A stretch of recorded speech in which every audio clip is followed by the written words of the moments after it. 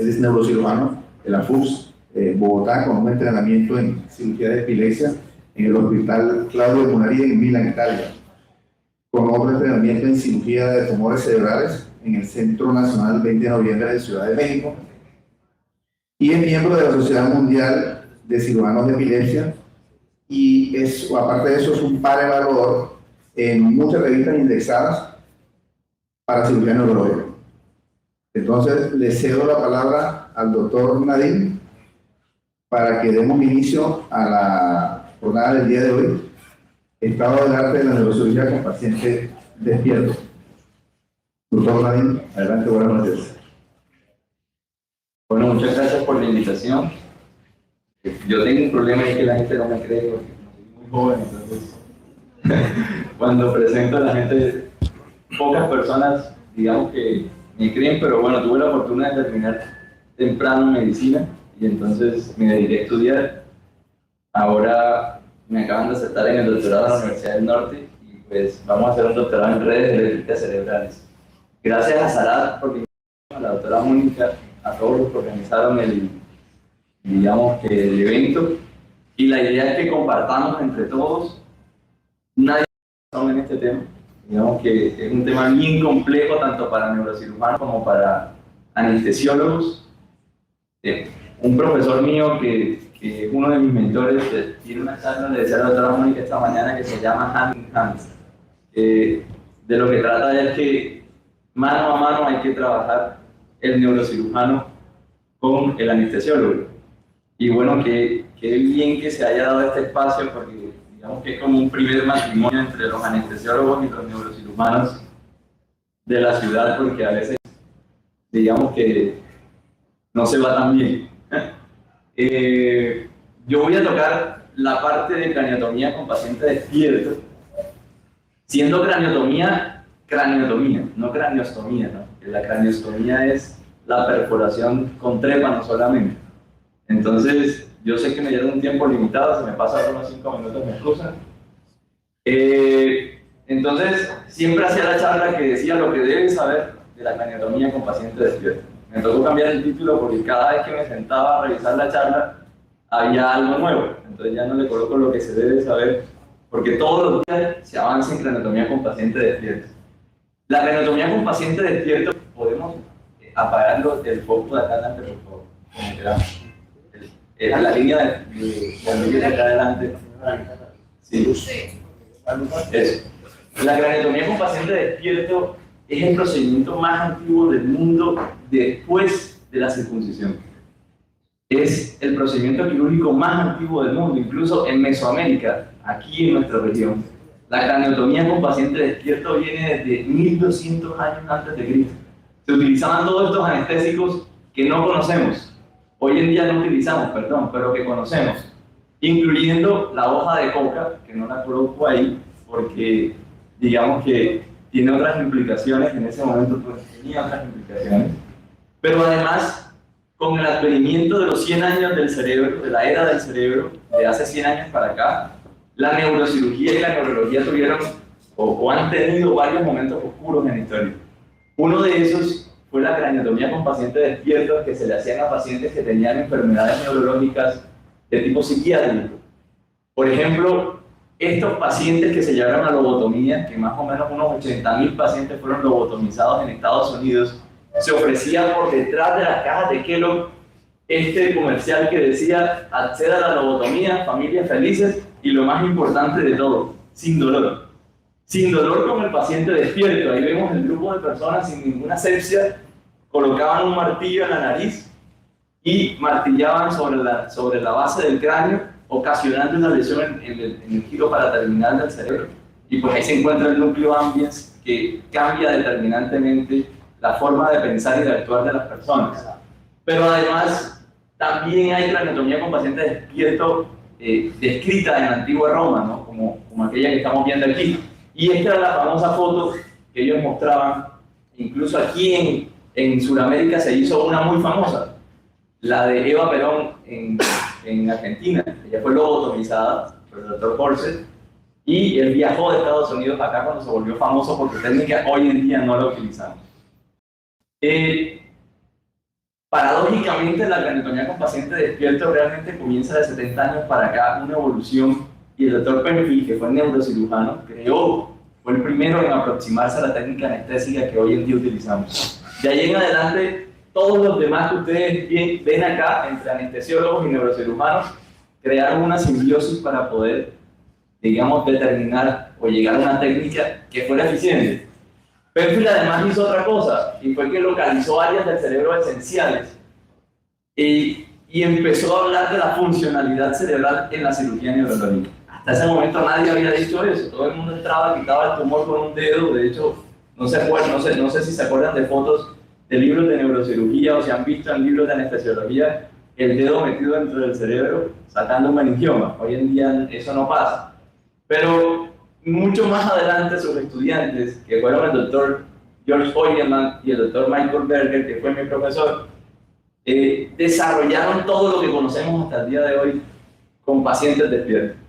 ¿Y qué fue lo que desarrollaron? Unieron ambos mundos, el mundo de la neurocirugía, la cirugía neurológica, la destreza quirúrgica, con el despertar del paciente intraoperatorio con un único objetivo: poder preservar las funciones neurológicas del paciente intactas como el paciente llegaba al quirófano. Intactas no es que el paciente hablara solamente y moviera los brazos. Intacta es que el paciente tuviese un grado de funciones neurológicas, digamos en las funciones mentales superiores, completamente preservadas.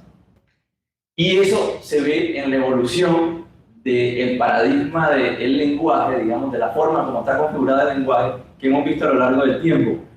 Nosotros, cuando pasamos por la universidad, nos enseñaban que nada más existían dos áreas del lenguaje: la de Wernicke y la de Broca. Pero resulta que de hace unos 20 años para acá, ya saben que eso no es verdad. Ahora hay todas estas áreas del lenguaje, que además están asociadas entre ellas, pero que además en la subcorteza, es decir, subcortical, pero que además hay toda una serie de conectividad entre ellas que cada una hace partícipe de una función específica neurológica. Y luego se complica aún más la cosa, porque no solamente es hablar, sino hablar y comprender lo que me hablan, hablar y comprender lo que me hablan y lograr responder lógicamente a eso, y reconocer sonidos, reconocer quién te habla es tu mamá, tu papá, tu esposo, reconocer el timbre de voz, la sensibilidad de estructurar palabras, semántica. O sea, el habla no es solamente hablar por hablar, tiene muchos componentes que se resumen aquí y que luego se vuelven aún más complejos que esto. Y entonces uno dice, ahí ahora sí me perdí. Digamos que eso es algo más que estudiamos nosotros los neurocirujanos, y más precisamente los neurocirujanos que se dedican a tumores cerebrales intracerebrales, porque lamentablemente el neurocirujano común, digamos general, el 90% no reconoce ninguna de estas vías. Seguramente ni se las imagina. Hace poco estuvimos en una junta médica y un neurocirujano de estos, de toda la vida de aquí de Barranquilla, se paró y me dijo: lo que pasa es que tú ahora vienes con ese concepto y crees que lo sabes todo, pero yo también sé dónde queda el área del lenguaje.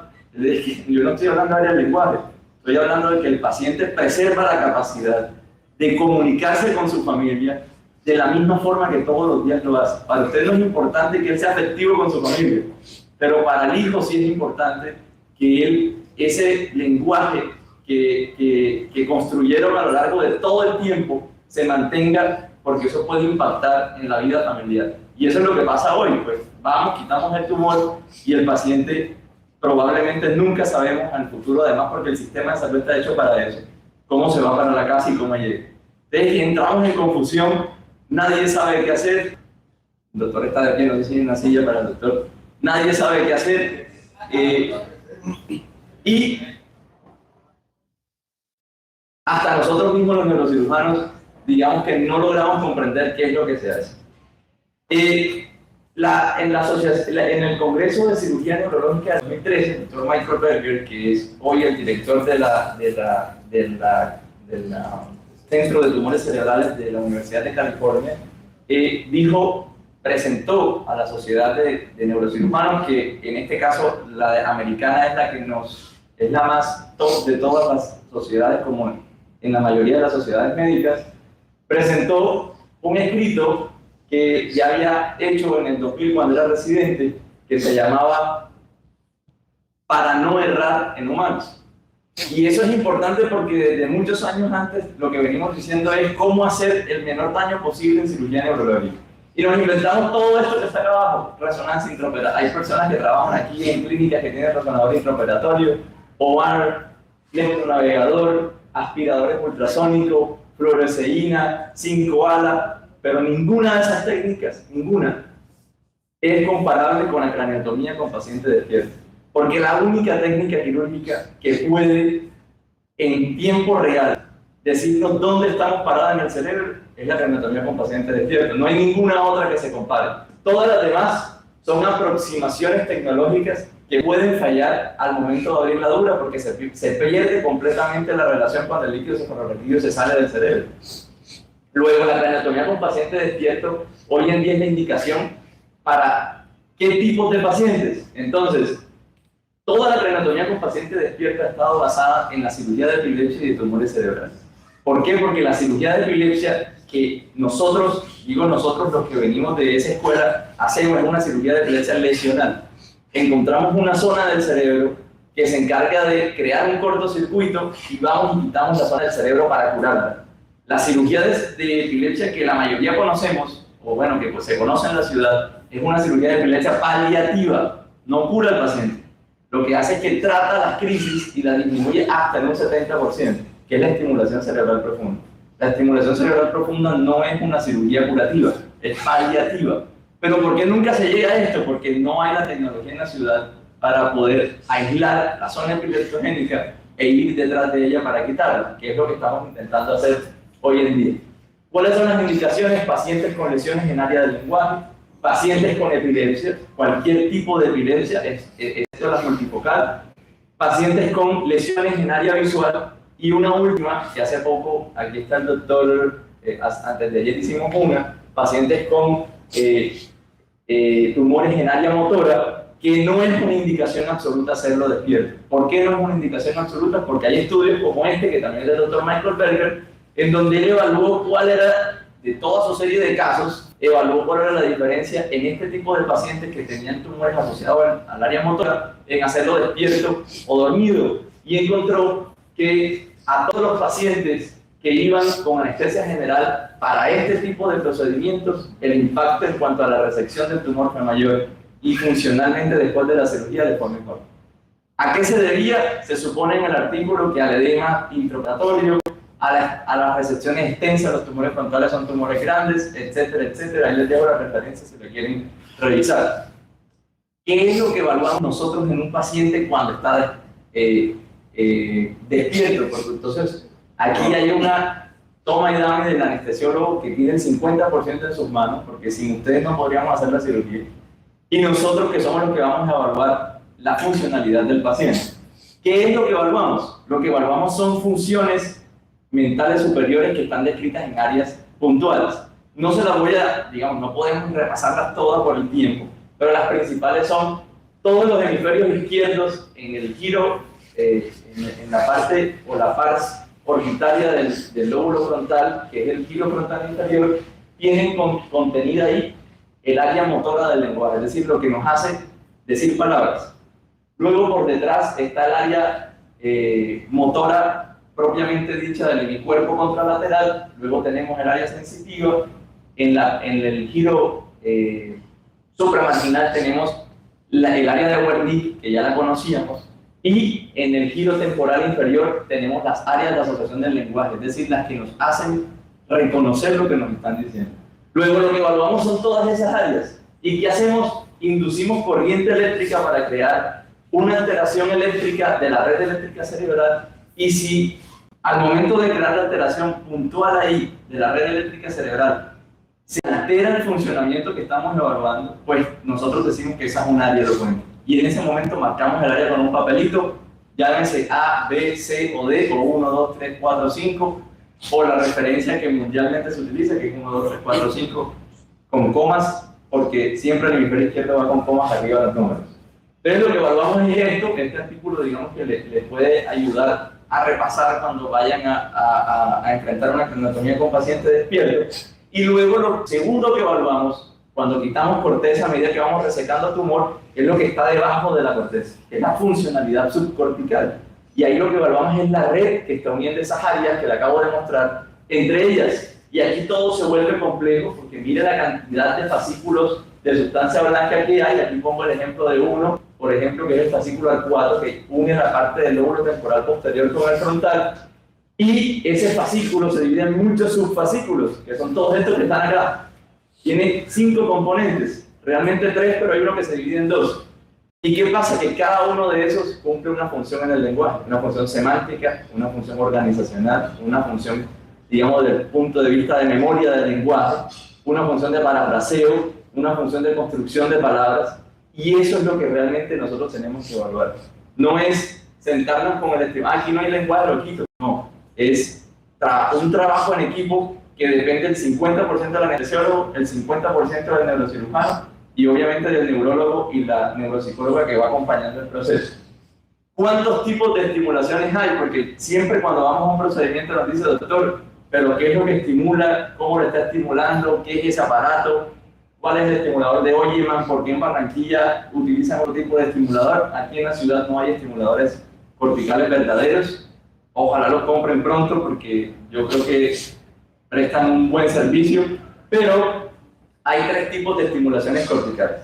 La primera estimulación es la estimulación que todos ustedes conocen, que es la estimulación que hace el neurocirujano cuando entra la craniotomía, abre el cerebro. Todas las craniotomías que se van a estimular son craniotomías grandes.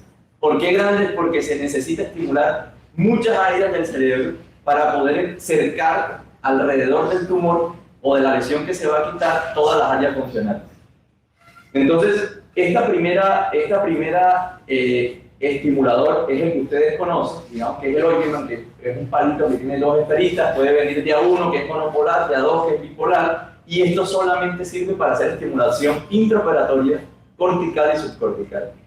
Pero viene el segundo tipo de estimulación, que es la estimulación por estereoelectroencefalografía, que es un electrodo que se implanta dentro del cerebro, prequirúrgico o intraquirúrgico, y que tiene la posibilidad de evaluar ya no solo la corteza y la subcorteza, sino de decirnos con completa precisión antes de la cirugía o durante la cirugía 3 cosas. La primera, la funcionalidad de la corteza y de la sustancia blanca que está debajo de ella.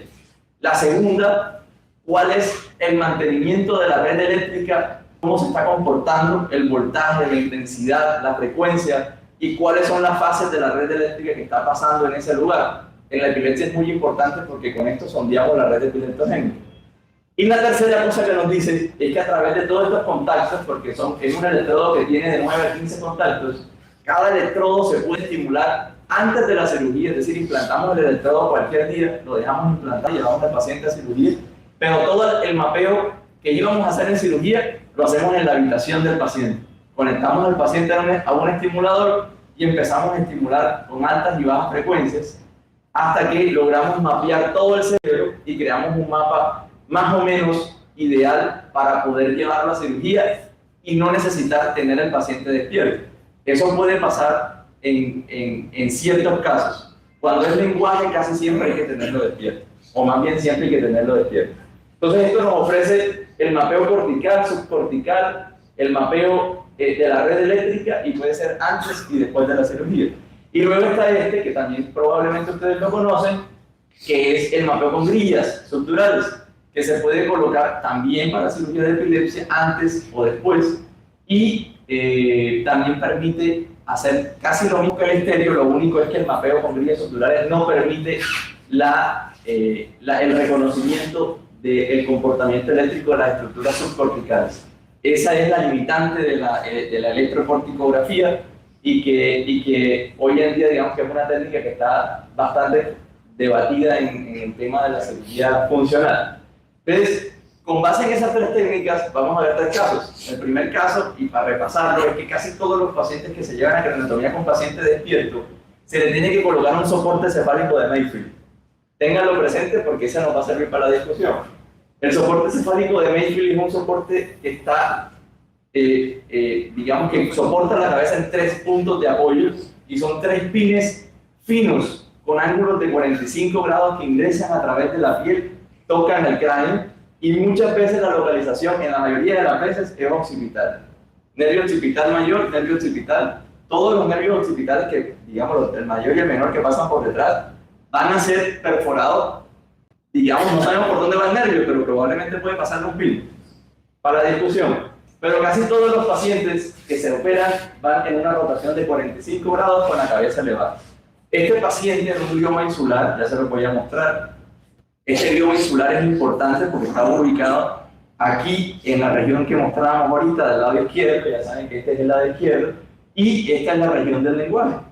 Entonces, de la región del lenguaje y del lenguaje motor, es decir, que si lo quitábamos, el paciente iba a quedar sin poder hablar. No afásico, porque el área de Wernicke está atrás, pero sí sin poder hablar. Lo segundo importante es que estaba tomada la ínsula, es decir, que es una estructura desde el punto de vista funcional para el lenguaje también importante, porque a través de la ínsula pasan fascículos, por ejemplo, como el fronto occipital inferior, que llevan información importante para el lenguaje.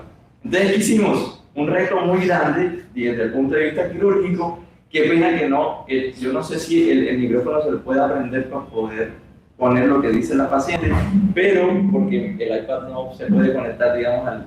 Pero ahí están evaluando a la paciente está hablando con el neurólogo y una neuropsicóloga experta en cirugía de epilepsia, y nosotros estamos operando a la paciente.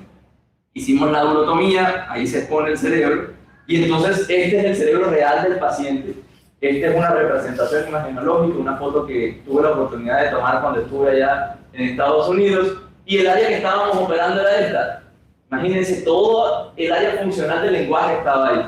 Pero el doctor Olleman y el doctor Michael Berger escribieron un artículo hace mucho tiempo que decía, antes de estos casos nos sentamos siempre con el anestesiólogo, hacemos una revisión del caso, etcétera, etcétera. Y este artículo mencionaba que el 21% de los pacientes no tienen área del lenguaje, ni siquiera en el hemisferio dominante, en la región donde todos sabemos. Entonces, ante eso, ¿cuál es la indicación? Llévelo a cirugía con el paciente despierto, evalúe las áreas del lenguaje y pruebe todas las estimulaciones alrededor, digamos, de esa zona para ver qué pasa. Y eso lo hicimos, lo llevamos a cirugía, estimulamos toda la región del lenguaje, frontal, parietal, temporal, y no encontramos área de Broca, pero sí de Wernicke. Es decir, que en ese sentido nuestra recepción podía ir máximo hasta aquí. De ahí para atrás no podíamos tocar nada. Y así lo hicimos. Llevamos al paciente a cirugía, digamos, a la resección ampliada, hicimos una lobectomía temporal para poder quitar, digamos, toda la región temporal mesial, el uncus, la amígdala, el hipocampo y todas las estructuras mesiales. La mitad de la ínsula, que aquí la representa en este dibujito, y quitamos el opérculo frontal donde está el área de Broca. El paciente, si me creen, hoy está hablando y ya no tiene tumor. Estoy esperando que me envíen la resonancia porque este caso lo hicimos el lunes antes pasado. Este es un segundo caso. Bueno, este lo hicimos con estimulación de Olleman, ¿no? Ya lo vieron en las dos peperitas, y bueno, no es el tema de la charla cómo es que se estimula con eso. Este es un segundo caso de una paciente. No puedo mostrar la cara porque es hija de una persona, digamos que importante del país, pero tenía esta malformación cortical. La vieron aquí en Barranquilla, así que el cerebro no es igual, ¿no? Es significativamente diferente. La vieron aquí en Barranquilla un grupo de cirujanos de epilepsia y ellos consideraron probablemente que no se podía operar, que había que hacer otro tipo de estrategia de diagnóstica y de tratamiento. Nosotros en el grupo, digamos que es del cual aprendí, que es el doctor César Buitrago en Bogotá, que para mí es de los cirujanos de epilepsia más importantes de Latinoamérica y reconocido además. El doctor aceptó el reto, hicimos todos los estudios. Aquí lo que estábamos evaluando era dónde estaba el área motora. ¿Por qué? Porque el riesgo en esta paciente, como la lesión es derecha, la resonancia está invertida, la lesión es derecha, estaba cerca del área motora. ¿Qué hicimos? Hicimos un implante de estereoelectroencefalografía. ¿Por qué? Porque no necesitábamos tenerla despierta. La estimulación la hicimos en la sala de hospitalización del paciente. La llevamos a una primera cirugía, planeamos el implante de estereoencefalografía. Esto todavía aún aquí, digamos, en Barranquilla, creo que lo han hecho una sola vez. Todavía no se ha hecho así, digamos, a gran escala. Planeamos implantar todo el hemisferio, unas regiones puntuales que creíamos que producían las crisis, y así se ve la reconstrucción tridimensional. Este es el cerebro real de ella, no es pintado por nosotros, pues. Es una reconstrucción tridimensional, esa malformación cortical que veía en la resonancia, la amígdala, el hipocampo y los electrodos que pusimos dentro de la malformación. Y logramos identificar que solo el electrodo X que está dando la vuelta ahí era el que producía y conformaba una red epileptogénica. ¿Cuál era la necesidad de que esta paciente la lleváramos a un tratamiento curativo? Que ella quería quedar en embarazo. Y al estar en el embarazo, ella no podía darse el chance de tener una crisis. O sí se la puede dar, pero una paciente con muchos recursos económicos, fue la forma de ir donde la persona que consideró que más conocimiento tenía, que en este caso era el doctor Cuidera. ¿Qué hizo? Hizo una termocoagulación para probar si en verdad ahí estaba la zona epileptogénica, y hasta el día de hoy la paciente ya va a tener su bebé, estuvo en estado de embarazo y no ha vuelto a presentar crisis. Claro, ella va a volver a presentar crisis porque la termocoagulación es un método diagnóstico también. Termocoagulamos para saber que ahí está el problema. Luego tenemos que ir por el problema. Pero hasta el momento el objetivo era que quedara en embarazo, ya lo logró, y después del embarazo vamos a ver qué le hacemos. Y este último caso, que es otro caso con otro tipo de estimulación, que es el estimulador cortical, el de Grillas, es un paciente de Montería que también tenía una epilepsia refractaria al medicamento, consultó en muchas ocasiones por muchas partes y no le daban razón porque nadie se atrevió a operar esa zona que es el área de Wernicke, lo dejaban afásico. ¿Qué hicimos? Implantamos un estimulador cortical, estimulamos toda la región intraoperatoriamente y finalmente nosotros dejamos, esto que ustedes están viendo es un implante de estimulador cortical, es decir, eso se queda dentro del cerebro por siempre. Y cada vez que el paciente intenta tener crisis, el estimulador lo detecta y envía un impulso a la corteza para frenar la red eléctrica que está ocasionando la crisis. El porcentaje de curación es del 90%. Curación implica a que más del 70% de los pacientes que se le implanta un estimulador cortical tienen una mejoría del 90% de sus crisis. No es que el 90% de los pacientes se curen. Finalmente, la implementación de estos programas de pacientes despiertos requiere de un grupo multidisciplinario y de un trabajo en equipo fuerte. Trabajo en equipo fuerte no es llegar, desafortunadamente así nos toca, pero no es llegar en la mañana, ¿qué vamos a hacer? Es llegar desde hace una semana antes y sentarnos, ¿qué vamos a hacer? Pero además, que yo molesto mucho con eso, y por ahí está el doctor Abel, creo, que yo llego a la sala de cirugía y si no la encuentro así, ya me empieza la neurosis. Pero no es por una cosa que yo, digamos, si no es una cosa adquirida de donde vi cómo se hacía. Porque la sala debe estar organizada de esta forma, no puede estar organizada de otra forma. ¿Por qué? Porque cada una de las localizaciones de los aparatos tiene una explicación. El anestesiólogo va abajo para poder examinar al paciente de cuerpo completo y no estar en el campo quirúrgico.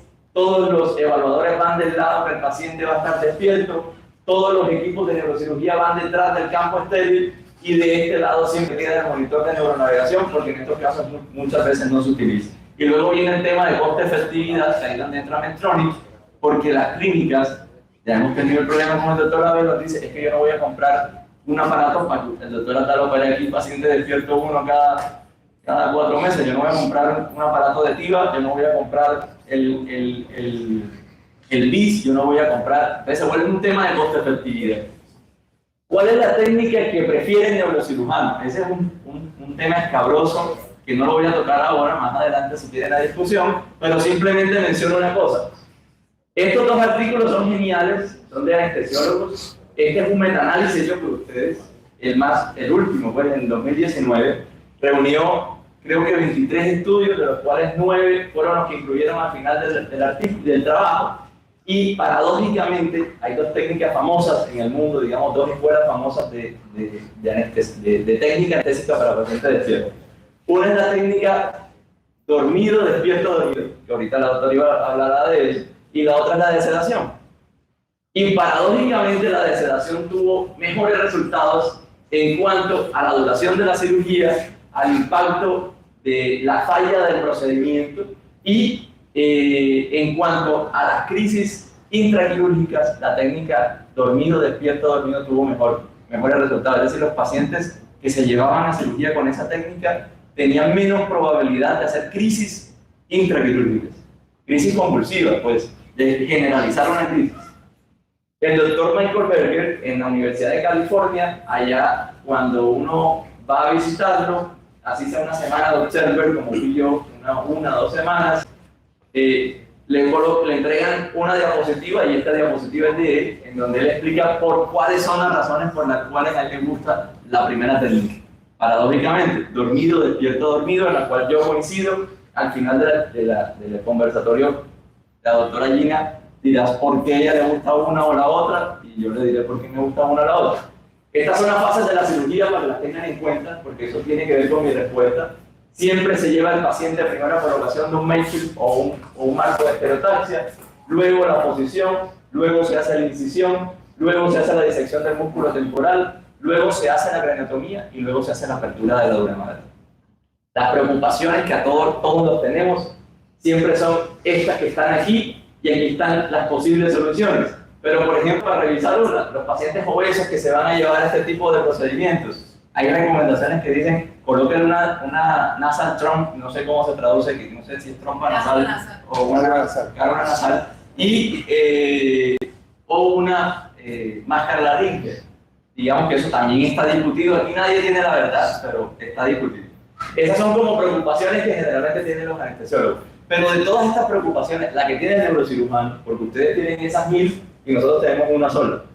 Y la que tenemos nosotros es que cuando estimulemos al paciente, el paciente no nos responda después de la estimulación. Es decir, que el paciente debe tener un estado de vigilia al momento de ser evaluado al 100% como es. No al 99%, al 100%. Y ese es el mayor reto del anestesiólogo, tenernos al paciente completamente despierto en el momento que lo necesitamos y completamente dormido en el momento que lo necesitamos. ¿Y qué pasa en niños? Ya voy a terminar casi en 3 minutos. ¿Qué pasa en niños? Bueno, en niños esto es completamente discutido. Hay estudios, estos 2 trabajos que son de amigos míos, digamos del doctor De Barati, que se arriesgó a hacer estos casos en niños. Nosotros, con lo que llevo con el doctor Buitrago de 2 años haciendo pacientes despiertos, nunca hemos hecho uno en niños, y nunca lo he visto al profe hasta el día de hoy hacer uno, y tampoco vi ninguno en las partes donde he estado, pero pues ellos lo hacen. Hizo 130 niños y el 20% de los niños tuvo una complicación severa después de la cirugía. Eso lo que quiere decir es que nadie sabe qué hacer, pero la recomendación que sí nos dan es que hay que evaluar cuidadosamente el caso que se va a escoger y si realmente es necesario o no. Yo tuve un caso con la doctora Mónica, que desafortunadamente la remitieron a otro hospital y falleció, pero era un caso que la paciente iba a salir afásica, entonces daba lo mismo operarla despierto o dormido, porque digamos no íbamos a correr el riesgo de llevarla a un paciente que el tumor invade completamente el área del lenguaje, a llevarla a hacer la craniotomía despierta cuando yo sé, o sabemos pues a priori, que la paciente ya está afásica, entonces no tiene sentido. Eso nos invita a tener una nueva filosofía a nosotros los cirujanos y a involucrarnos ustedes como parte del equipo, que es que lo que les hablaba al comienzo, los neurocirujanos comunes hoy en día piensan que ya lo saben todo, pero estamos, digamos que, transformando ese pensamiento a una nueva manera de pensar, en que cada día más se va a requerir hacer más pacientes despiertos, porque ya no solamente se va a evaluar el área del lenguaje, sino funciones mentales superiores y todas las demás funciones cognitivas, suma, resta, multiplicación, qué te gusta, cómo hueles, cuáles son tus gustos, si reconoces o no reconoces tu casa, si sientes lo mismo aprecio por tu perro antes o después de la cirugía. Todas esas cosas las podemos evaluar intraoperatoriamente. Entonces, varias cosas para terminar. La primera, hay que intentarlo. Nadie nació aprendido. Yo no soy ni el mejor cirujano del mundo. Llevo 9 meses desde que me empecé a viajar y terminé todo, me vine para Barranquilla. No soy el mejor neurocirujano del mundo. Podemos fallar, se puede terminar mal el caso, puede exagerar en el postoperatorio. Todo puede pasar.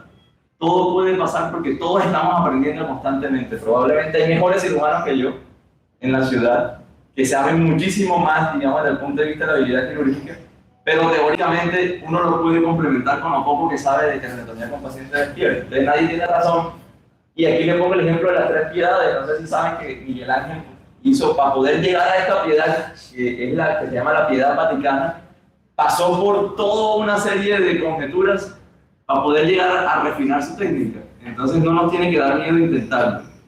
Debemos ir un paso a la vez. Todos los días uno va construyendo una amiguita, así como la Torre Eiffel se fue construyendo día tras día. Todos los días uno va construyendo una amiguita y no existe un manual de supervivencia en la neurocirugía. Desafortunadamente lo que dañamos, lo dañamos. El impacto es de por vida. No hay forma de sobrevivir en una cirugía neurológica que se complique. Tampoco hay forma de lidiar con el destino. Hay pacientes que nacieron, o sea, todo empieza a salir mal desde el momento de la evaluación preanestésica.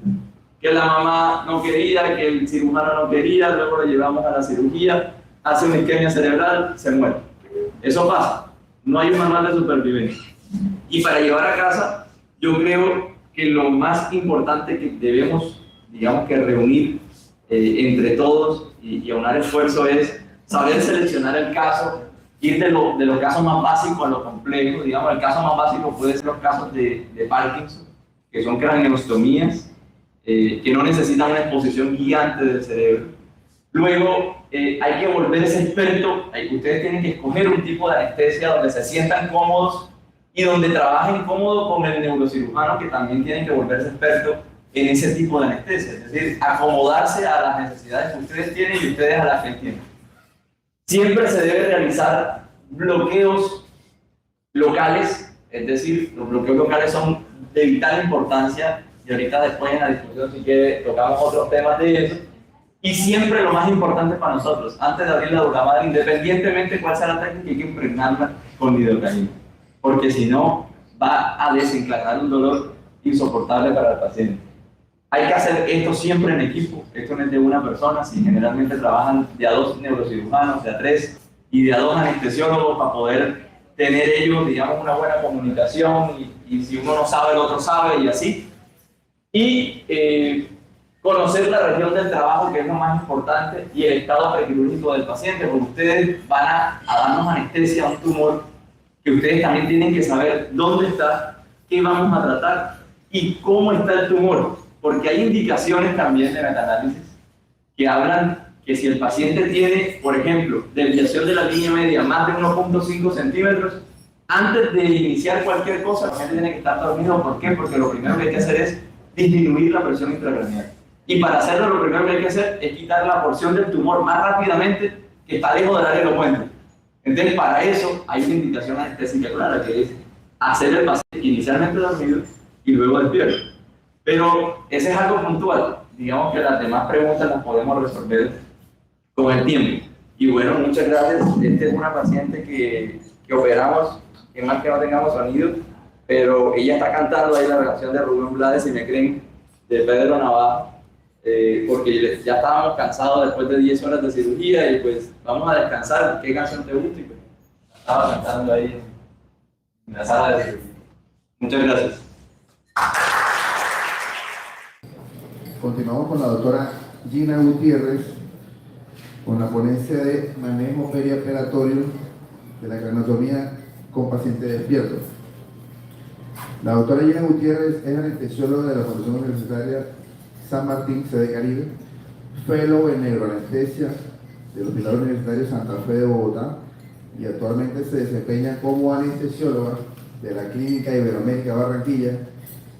Es miembro de la mesa directiva de la Sociedad Iberoamericana de Patient Blood Management, Capítulo Colombia. Actualmente es coordinadora del Comité de Anestesia Neuroquirúrgica de las CAL. Y con ustedes queda la doctora Gina Gutiérrez. Hola, muy buenas noches. Con energía, ¿cómo les va? Bueno, en primer lugar quiero felicitar a Sarato que nos dé estos espacios nuevamente para dialogar, para construir, para hacer las cosas. Y esto es una aproximación, porque realmente hay cosas que podemos ir discutiendo con el tiempo. En primer lugar, quiero declarar que no tengo ningún tipo de conflicto de interés al presentar esta conferencia, porque les voy a hablar de marcas, de aplicaciones y de algunas cosas, pero eso no tiene ningún conflicto de interés. Y entonces, la primera pregunta que yo les haría es: ¿son iguales las necesidades pacientes y técnicas para ustedes? ¿Quiénes creen que todo es igual en este momento de la discusión? Ahí vamos bien. Creo que todos consideramos que pueden ser totalmente diferentes. Y comencemos porque, como dijo el doctor, la primera parte es el abordaje, pero nosotros podemos tener un paciente con una enfermedad secundaria o alguna cosa, los medicamentos pueden ser diferentes y eso a nosotros como anestesiólogos nos da diferentes situaciones. Aquí les voy a mostrar un caso de la ciudad, paciente femenina con 35 años que comenzó con cefaleas de predominio matutino y posteriormente presentó una convulsión, esas son las imágenes de ella, y posteriormente se solicitó craneotomía con paciente despierto y electrocorticografía.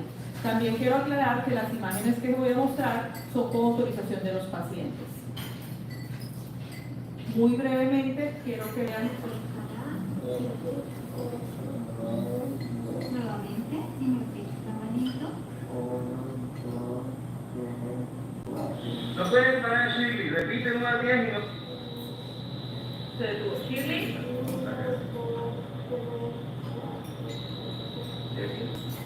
Se detuvo. No pueden parar. Este es otro caso, una paciente femenina, 50 años, con enfermedad de Parkinson de difícil manejo médico. Ya ustedes ven otra diferencia, un diagnóstico diferente, una edad diferente, una patología diferente, hasta una fijación de la cabeza diferente, ¿cierto? Porque este no es un Mayfield, sino un Lexel.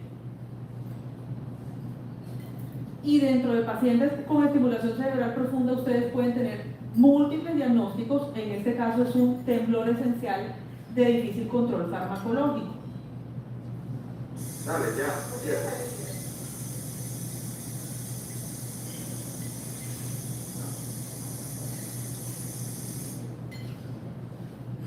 Dale. Muy tranquilo.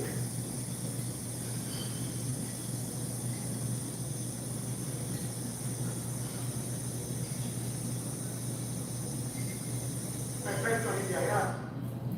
Son condiciones diferentes, antecedentes diferentes. Para nosotros como anestesiólogos la cosa tiene diferentes retos. Dale, ya.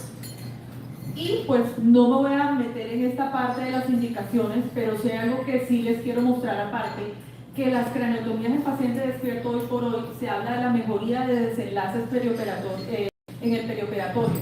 Ya en cirugía de columna y protocolos ERA, craneotomía se está comenzando a hablar para la mejoría, disminución de estancia hospitalaria y todo eso. Y bueno, aquí, ¿quiénes rotaron? Levanten la mano, ¿quiénes rotaron en el FIDE?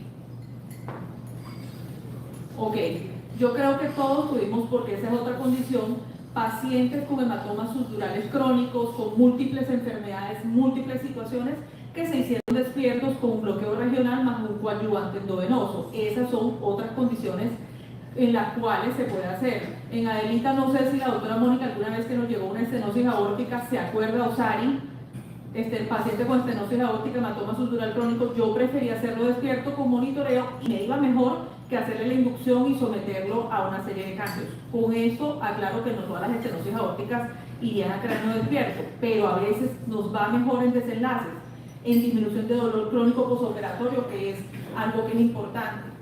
Hasta el 25% de los pacientes pueden tener dolor crónico posoperatorio por una craneotomía. Si están haciendo una estimulación cerebral profunda, hay más o menos dos fases para nosotros. Una es la inserción de los electrodos, basado en imágenes, microregistros, examen neurológico. Después la segunda parte, ya lo que es internalización de los electrodos, implantación del generador de marcapasos. En cuanto a tumores, malformaciones arteriovenosas y eso, están las tres fases.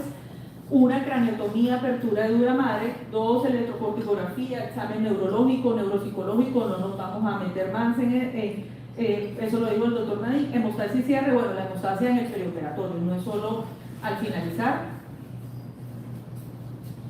No me voy a meter mucho con las contraindicaciones. Hay una contraindicación absoluta que es la negativa del paciente, pero si nosotros nos tomamos el tiempo de explicarle las ventajas, cuáles son las condiciones del paciente, no se va a negar. ¿Quién se va a negar a que no perder función? Si ustedes tienen un paciente que toca violín en la filarmónica, va a decir, no, me puedo quedar así, pero no hay problema, no les va a decir que no. Y bueno, antes de eso, porque antes de hacer una craneotomía del paciente despierto hoy por hoy, ¿qué debo tener en cuenta en toda craneotomía.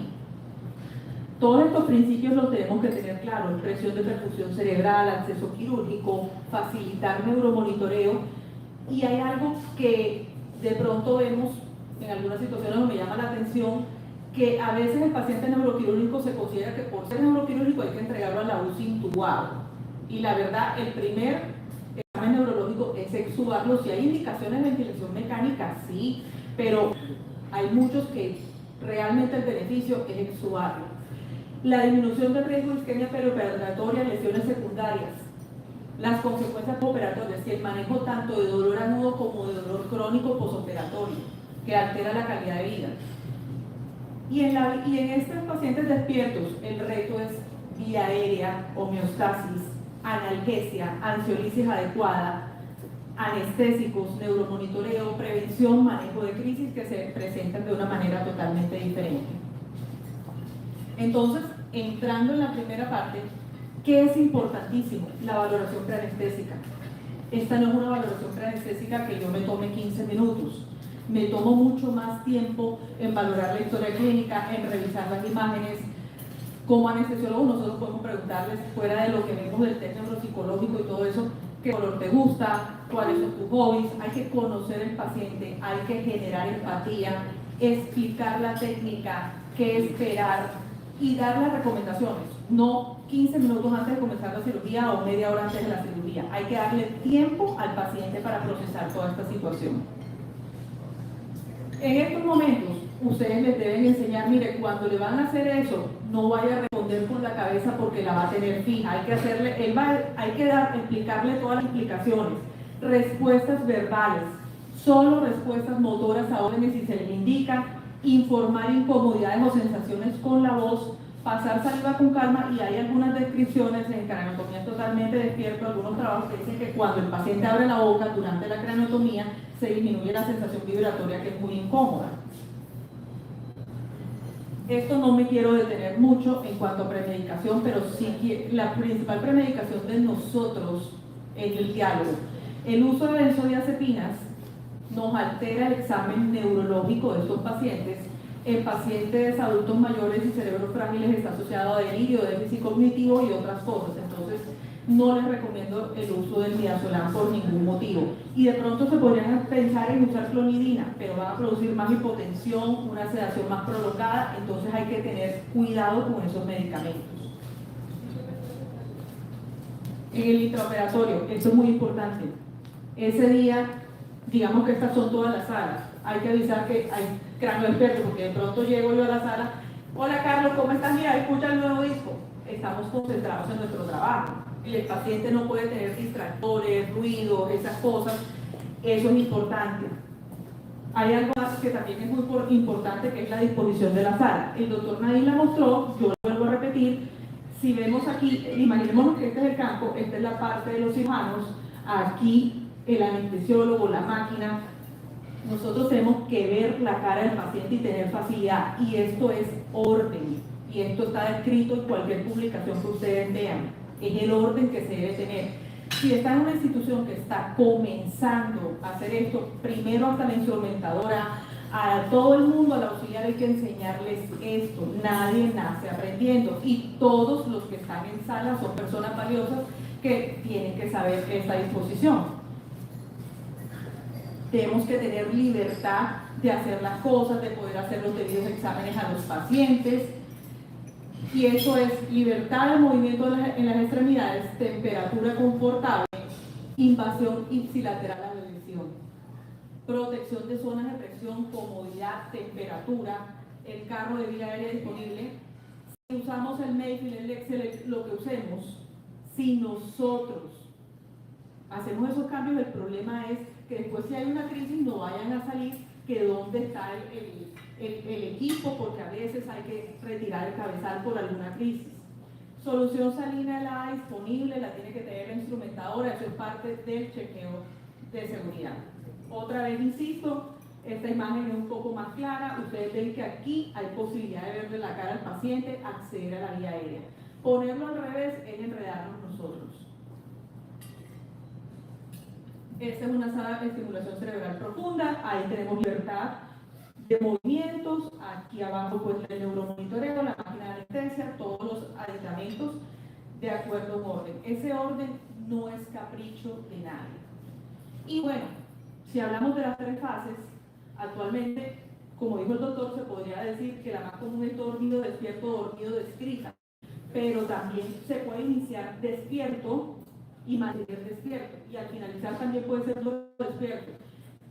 Mi compañera Yaneli Geni en Medellín las hace todas o casi todas despiertas. Es más cómodo, es más fácil, pero obviamente que hay algo, hay que hablar con el neurocirujano, ponernos de acuerdo.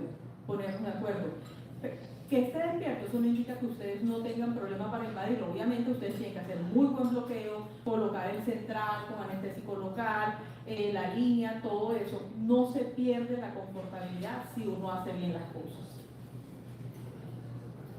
La monitorización no me voy a meter mucho, pero es importante la temperatura, monitorizar temperatura.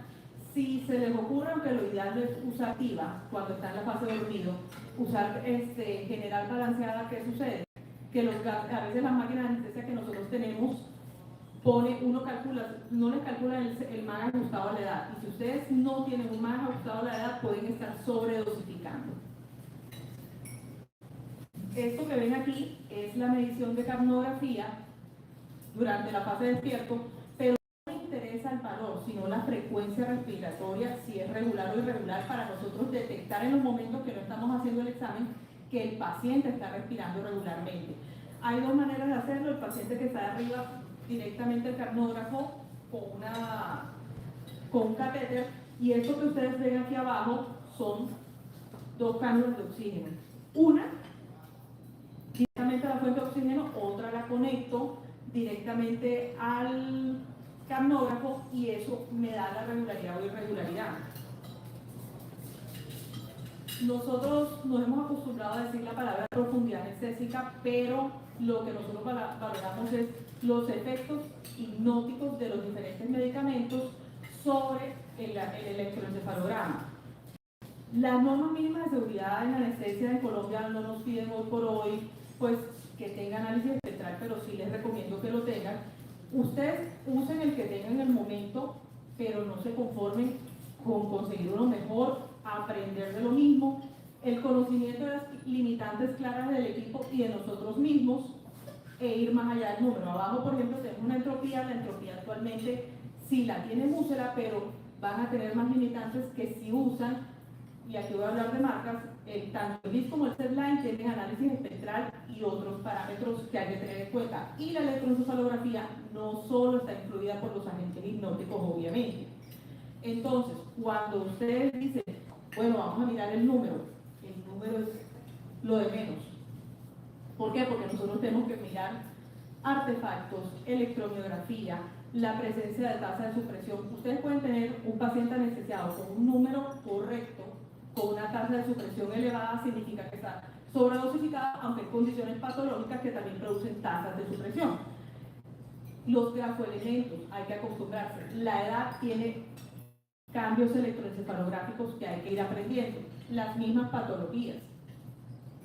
Estos son otras medidas: impedancia, C, frecuencia media, simetría, las firmas farmacológicas de los medicamentos, la posición del montaje puede alterar.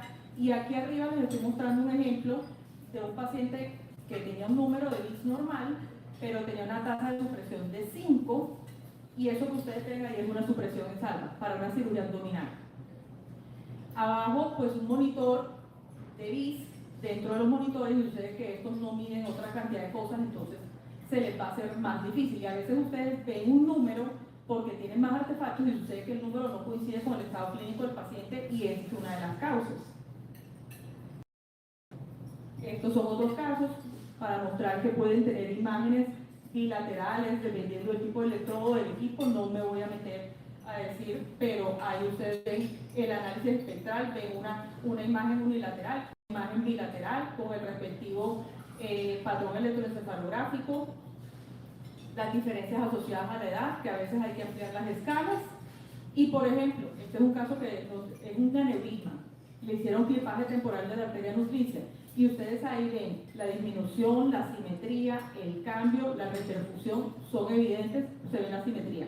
¿Qué tanto lesiona? Tendríamos que usar un NIRS para complementar la información, porque el neuromonitoreo en salas de cirugía no es multimodal.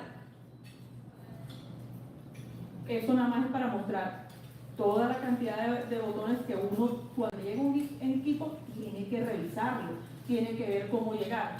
El BIS, por ejemplo, a veces uno lo enciende y enseguida no enciende el análisis espectral, pero eso no indica que no lo tenga. Y si lo buscamos y no lo encontramos, hay que pedir la actualización. El CELINE se enciende e inmediatamente tiene C. Ese es uno que no tengo experiencia, que es el QNOX, pero se usa mucho en México. ¿Y dónde pueden aprender ustedes? Gratis. Todas estas páginas enseñan electroencefalografía perioperatoria. Todas. Hay una que ustedes pueden ir poco a poco haciendo, que es del Hospital General de Massachusetts. Además de eso, en septiembre tenemos un evento de neuromonitoreo que vamos a hacer algo de electroencefalografía, y parte del taller tiene una estación con electroencefalografía, pero les recomiendo que de todos modos miren todas estas páginas. Hay algo que es muy importante, que es el control del dolor, porque es que un paciente que le duele una craniotomía despierto no va a colaborarles a nadie. Entonces, la cabeza está ricamente inervada porque nosotros tenemos la inervación del nervio trigémino, del occipital mayor, el occipital menor, que es la inervación. Todo eso duele, pero también es parte de nuestra solución, ¿ok? Porque los neurocirujanos sí infiltran la herida y hay que seguirlo haciendo, pero ¿cuál es la diferencia? Que el descenso en la intensidad del dolor es modesto. No hay una reducción real de la analgesia durante las primeras 24 horas según los diferentes estudios. En cambio, los bloqueos del nervio de cuero cabelludo no. Una descripción que es circular, pero eso es mucho volumen y realmente no llegan a cada punto. Se disminuye la respuesta inflamatoria sistémica, se disminuyen los agentes analgésicos que estén administrando, se activa, general balanceada. La disminución del dolor crónico posoperatorio es muy importante. La ubicación, tanto anatómica como ecográfica, es fácil. La curva de aprendizaje es fácil. Yo cuando terminé en la Santa Fe realmente era absolutamente por referencias anatómicas, pero sinceramente la curva es muy fácil. La extubación de los pacientes que se les hace bloqueo temprana, y hay una cosa, si nosotros estamos pensando que hay más posibilidad de que nos soliciten craniotomía en pacientes despiertos, deberíamos comenzar a hacer estos bloqueos en pacientes que no van a estar despiertos para disminuir el dolor, la estancia y todo eso, para evaluar nuestros resultados e ir aprendiendo más. Y además de eso, si el paciente no va para despierto, porque ustedes son anestesiólogos, le vamos a controlar el dolor, vamos a disminuir, vamos a hacerlos, vamos a comenzarlos. Es parte de los protocolos ERAS, es parte de eso. Si ustedes revisan artículos del doctor Emery Brown, cuando se usa anestesia regional se disminuyen los requerimientos de anestésicos sin alteraciones ni despertar intraoperatorio. Las referencias anatómicas son supremamente fáciles. Como les dije previamente, yo me entrené con bloqueos y en general nos iba muy bien. Pero hay a veces alteraciones anatómicas. Por ejemplo, el paciente tiene, esto es basado en la literatura, 2 nervios supraorbitarios. Entonces, si de pronto estoy haciendo una cráneo despierto y nada más bloqueo uno por anatomía, de pronto me queda totalmente incompleto y el paciente me va a presentar dolor. Usen transductores en línea de huella pequeña.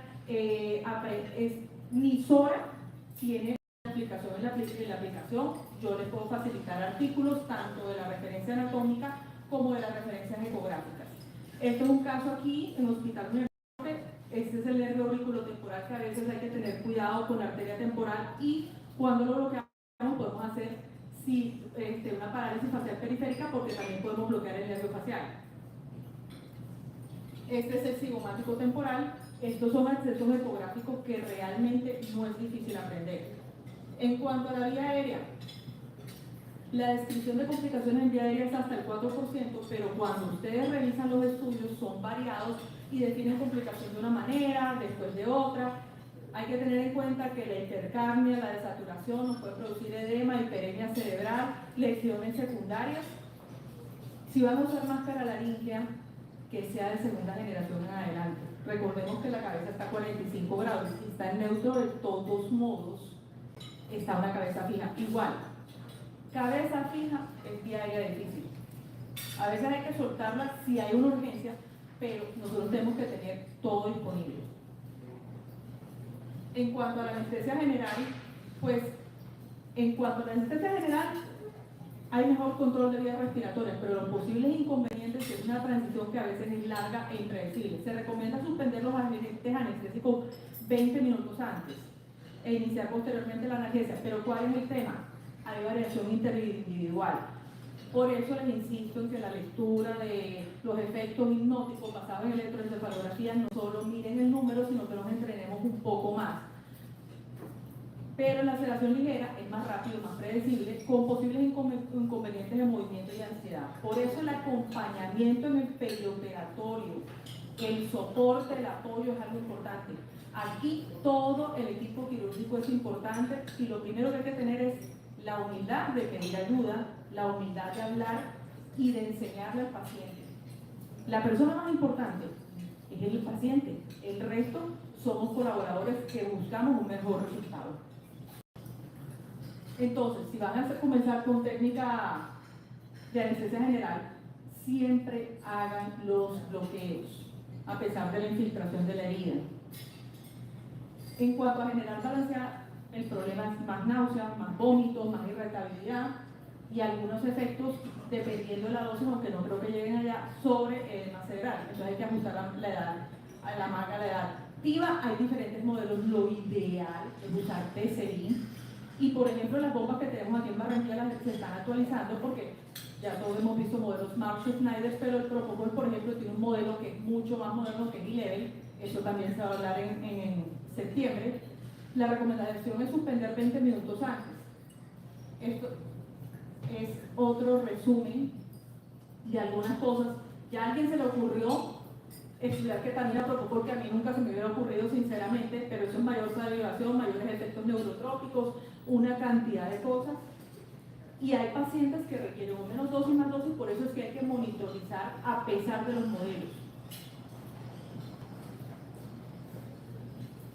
Esto es en Clínica Iberoamérica. En algún momento no encontré a nadie me informó de las bombas y esta aplicación es gratis, a menos de que ustedes vayan a usar las 70 bombas, pero el Propofol monta obviamente sin diluir, dexmedetomidina en este caso, no morfenil, y ellos le van calculando las dosis para llegar a los nanogramos por mililitro, concentración-efecto. Si ustedes revisan aquí, les da las alarmas de en qué momento cambiar la velocidad de la infusión. Ustedes también lo pueden usar microgramos kilominuto y evaluar y observar de acuerdo a los datos de la electroencefalografía. Cuando vamos a extubar, hay algo que también nosotros hacemos mucho y somos un poco abusivos, que es la hipocarmia. ¿Qué sucede? La hipocarmia realmente tiene dos indicaciones absolutas. Hoy por neurocirugía, el control de edema cerebral es posición, TIVA, terapia interocular, otra cantidad de cosas, pero realmente hay más riesgo de producir hipoxia cuando la usamos muy consecutivamente por los efectos buffer que hay en el cerebro. Realmente el tiempo de disminución de volumen cerebral efectivo es 20 minutos. Y recordemos que la mayor parte de vasos no son arteriales sino venosos. Y cuando nosotros en el ventilador pasamos súbitamente para lograr normocapnia, porque para todo el paciente tiene que ser normocápnico, podemos hacer hiperemia y eso no nos permitiría extubar un edema. Entonces la pregunta es, ¿para qué? En cuanto a complicaciones, una de las complicaciones obviamente es que la técnica sea fallida, no puede ocurrir a todos. La depresión respiratoria nos da efectos secundarios, incluyendo pérdida de cooperación del paciente, edema, depende del momento, disminuir la sedación, posición de la cabeza, la inserción de máscara de arilla, encontrar la causa, todo eso.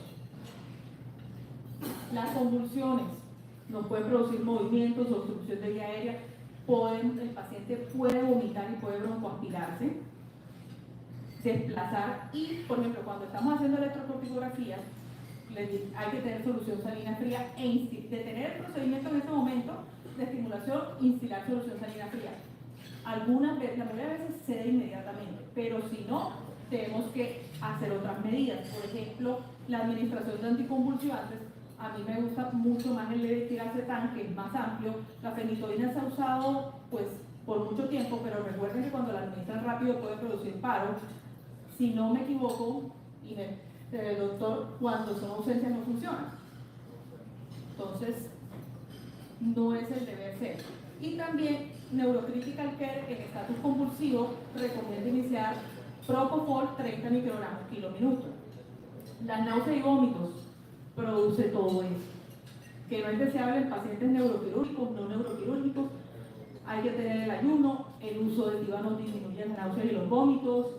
Los bloqueos nos dan disminución de necesidad de opioides y en craneotomía, entre menos opioides pongamos, y yo realmente no los pongo, es mejor. De pronto es un intraoperatorio, una craneotomía, pero en general cuando los hago despiertos no pongo opioides. Hay un síntoma que ustedes tienen que tener en cuenta. El embolismo aéreo en pacientes despiertos, la primera manifestación es la tos. Entonces nosotros tenemos ahí una confusión, si está obstruido o solo está tosiendo. Pero ante tos hay que informar porque es el riesgo de embolismo aéreo. Después de que él siente dolor precordial, sensación inminente de muerte, posteriormente desarrolla las arritmias. Pero la primera cosa que hace un paciente con embolismo aéreo es toser. Esto es el checklist de la SNAC traducido al español. Hay 16 crisis en pacientes neuroquirúrgicos que se implican en el anestesiólogo. Ustedes las pueden bajar en la SNAC, tenerlas en sus máquinas de anestesia. Nadie es exento de tener una complicación. Y todos aquí nos tenemos que ayudar. En general, para concluir, lo importante es el trabajo en equipo. Todos son importantes en esa sala. La selección adecuada del paciente y la organización adecuada de un servicio. Hay que acostumbrarnos un poco más, y lo digo no que sea generalizado, pero sí noto que a veces hay pacientes con indicación de extubar que se entregan intubados a la UCI y lo que estamos aumentando es la mortalidad. La conciliación medicamentosa adecuada. La analgesia regional es algo que tenemos que hacer ya no solo al finalizar la cirugía, sino antes de la para disminuir efectos, y si queremos ir aprendiendo a hacerla, tenemos que hacerla en todos los pacientes, no en unos cuantos. La claridad de complicaciones y manejo es esencial, y la persona más importante es el paciente. La segunda paciente que ven ahí, que ella me autorizó a tomar a esto, ya lleva 7 años operada, absolutamente funcional, es médico, presentó durante la cirugía convulsión intraoperatoria que nos tocó manejar con Propofol, pero aquí está. Y recordemos que el buen médico trata la enfermedad, pero el gran médico trata al paciente que tiene la enfermedad. Entonces, dejemos desenlaces. Gracias.